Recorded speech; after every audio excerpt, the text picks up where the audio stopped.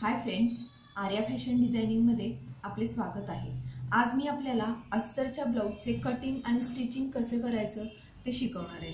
त्यासाठी माझ्या ब्लाउजचे मेजरमेंट्स आहेत। पूर्ण उंची 12.5 इंच, शोल्डर 5.5 इंच, मुंढा 5.5 इंच, छाती 34 इंच, कमरघेर 28 इंच, कटोरी 5 इंच, क्रॉसपट्टी 3 इंच, 3 आणि 2 इंच, पुढचा गळा 6 इंच, मागील गळा 8.5 इंच, बाही उंची 4.5 इंच, दंडघेर 10 इंच। आता मी या मेजरमेंट्स प्रमाणे हे पेपर कटिंग मी करून घेतले। मागच्या माझ्या व्हिडिओमध्ये मी तुम्हाला पेपर कटिंग कसं करायचं ते दाखवले। जर कोणी माझा हा व्हिडिओ पहिल्यांदा बघत असेल तर त्यांनी माझे पहिले व्हिडिओ फॉलो करा। त्याचं कटिंग कसं करायचं ते त्या व्हिडिओमध्ये मी तुम्हाला दाखवले। हे कटिंग मी करून घेते। आता अस्तर कसं कट करायचं आणि त्याच्यानंतर वरचं ब्लाउज पीसचं कापड कसं कट करायचं ते मी तुम्हाला दाखवते। हे अस्तरचं कापड आहे। हे मी काठाला काठ लावून ह्याची घडी घालून घेतली आहे आणि हे असं सरळ उभी ह्याची घडी घालून घेतली आहे। बंद बाजू या बाजूला येते आणि ओपन बाजू आहे ती या बाजूला येते। आता ह्याच्यावर आपण जे कटिंग केलेलं पेपर कटिंग आहे ते ठेवून घ्यायचं।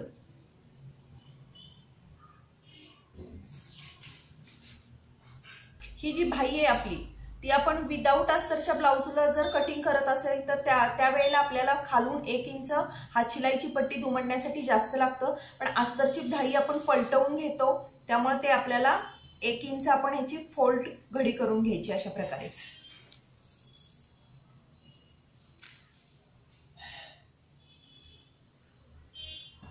प्रकारे मी सगळे जे पार्ट्स आहेत, हा बॅक साईडचा पार्ट आहे, हा कटोरीच्या साईडचा पार्ट आहे, ही क्रॉसपट्टी, कटोरी आणि बाही असं सगळं ह्या प्रकारे ठेवून घेतले। हे लाइनिंग आहे आपलं। ह्याच्यावर आता आपण हे सगळं आखून घेऊया। पेपर कटिंग आहे ते।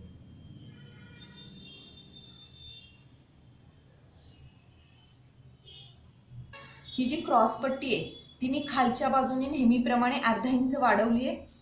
तीच क्रॉसपट्टी मी इथं ठेवून इथं देखील क्रॉसपट्टी मी अर्धा इंचानं वाढवून घेतली।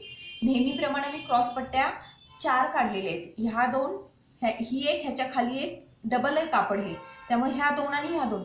अस्तरचा ब्लाउज असला तरी ह्या क्रॉसपट्ट्या मी 4च काढलेल्या आहेत, त्यामुळे खालच्या बाजूला सपोर्ट होतो क्रॉसपट्ट्यांना, त्या पातळ होत नाहीत आणि ब्लाउज खालच्या बाजूने चुरगळत नाही। आता आपलं हे सगळं मार्किंग करून तयार आहे। ही लूप पट्टी मी 2 इंचाची काढली आणि ही हुक पट्टी आणि पाठीची पट्टी, हा जरी अस्तरचा ब्लाउज असेल तरी आपण पाठीला नेहमीप्रमाणे पट्टी लावणार आहे, त्यामुळे पाठीमागच्या बाजूने देखील ब्लाउज वर येत नाही किंवा चुरगळत नाही। ही लूप पट्टी आणि पाठीची पट्टी आणि हुक पट्टी। आता आपलं सगळं हे मार्किंग करून झाले। आता आपण ह्याचं कटिंग करून घेऊया।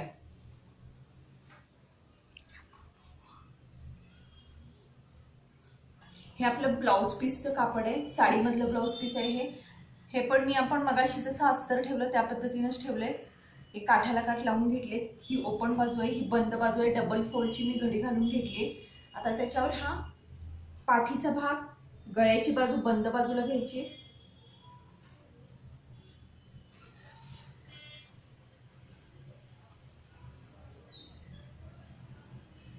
अशा प्रकारे आपण हे सगळे पार्ट्स आहेत ते ह्याच्यावर अस्तरचे पार्ट्स आहेत ते साडीच्या ब्लाउज पीसवर ठेवून घेतलेले आहेत।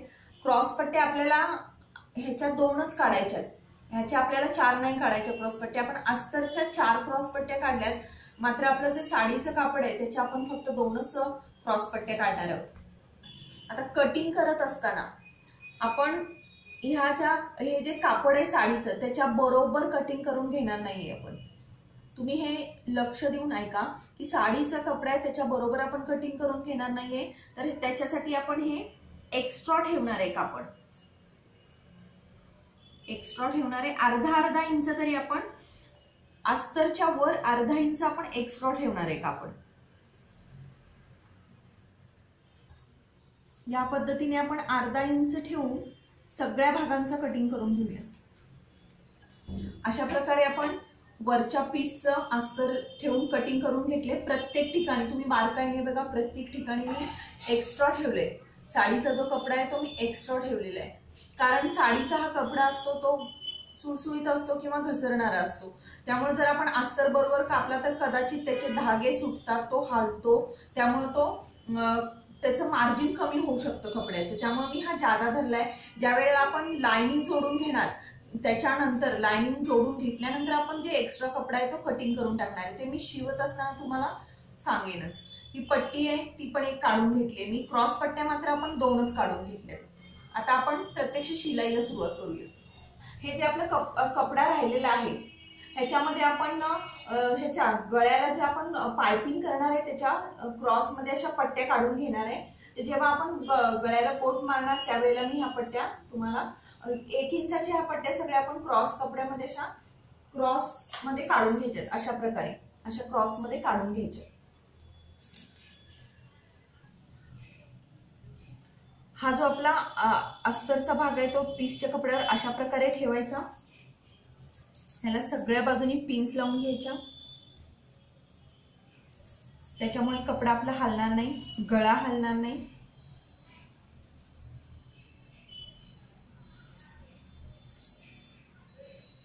अशा प्रकारे आपण सगळ्या कटिंगला पिन्स लावून घेतल्यात.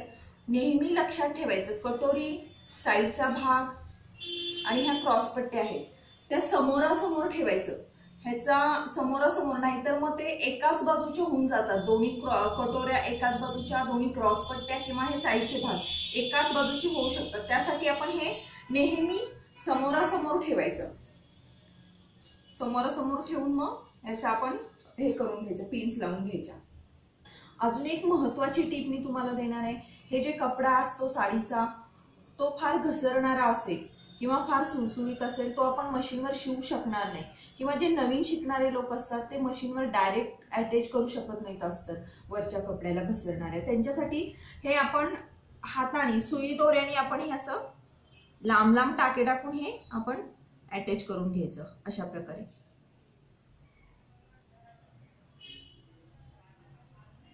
प्रकारे हे हातावर आपण शिवून घेऊ शकतो. त्याच्यानंतर आपण मशीन टीप पाहिजे तर मारून घेऊ शकतो किंवा ह्याच्या हे अटॅच करून झाल्यावर कटिंग करून घेतलं तरी चालतं. मी दाखवते तुम्हाला अटॅच केल्यावर. अशा प्रकारे मी हातावर हात शिलाई टाकून हे अस्तर जोडून घेतले. ह्याच्यावर पाहिजे तर तुम्ही अशी कडेनी मशीन टीप टाकून सगळं अस्तर अटॅच करून नंतर ते झाल्यानंतर मग असं ह्याच्या बरोबर हे वरचं कापड आपण कटिंग करून घेऊ शकतो. अशा प्रकारे हे साईडचं जे एक्स्ट्रा कापड आहे ते मी सगळं कटिंग करून घेतले. अशा प्रकारे हा आपला साईडचा भाग रेडी आहे. आता अशा प्रकारे मी सगळं अस्तर मशीनवर अटॅच करून घेते आणि मग आपण त्याचं सगळ्या पार्टचं कटिंग, एक्स्ट्रा जो कपडा आहे तो कटिंग करून घेऊया. आता हे अशा प्रकारे मशीनवर आपण हे अटॅच करून घेऊया.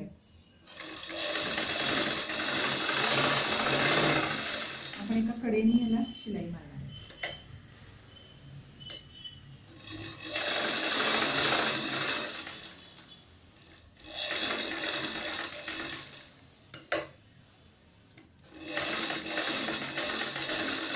पिन्स लावलेले असल्यामुळे कापड हलणार नाही. अशा प्रकारे आपलं हे अस्तर वरच्या कपड्याला अटॅच करून झालेलं आहे. याचप्रमाणे आपण संपूर्ण ब्लाऊजचं सगळं अस्तर वरच्या कपड्याला अटॅच करून घेऊया. आता हे आपलं अस्तर सगळं अटॅच करून रेडी आहे.